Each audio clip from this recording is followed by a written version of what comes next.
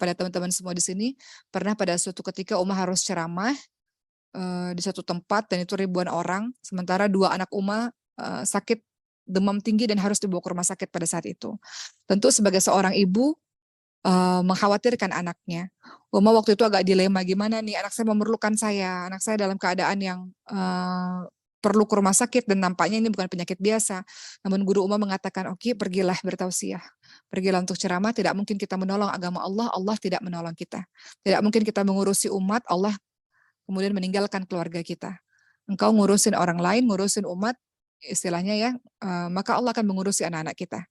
Begitu pula dengan kita teman-teman semua, ya, kalau kita mengurusi hambanya Allah, Allah akan mengurusi kehidupan kita. Termasuk nggak usah susah-susah mikirnya, kita mengurusi ibu kita misalnya. Kita mengurusi ibu kita, Allah akan mengurusi kehidupan kita.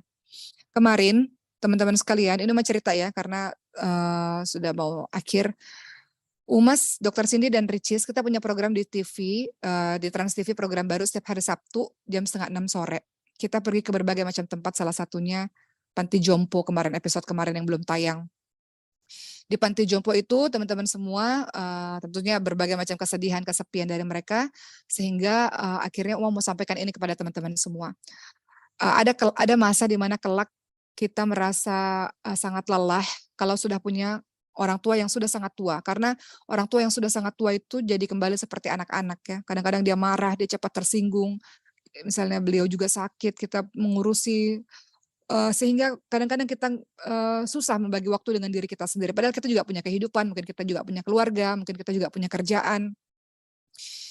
Sehingga ada sebagian anak-anak yang akhirnya, sayang sama orang tua, tapi nggak bisa untuk merawat orang tua saking sibuknya dirinya, gitu ya, atau, punya keluarga dan sebagainya. Ini juga terjadi di panti jompo itu ya teman-teman semua. Salah satu alasan kenapa mereka meninggalkan ayah ibunya di panti jompo itu karena kesibukan yang luar biasa, mereka nggak bisa untuk mengurusi ayah ibunya. Atau mereka merasa kerjaannya jadi susah karena mengurusi ayah ibunya.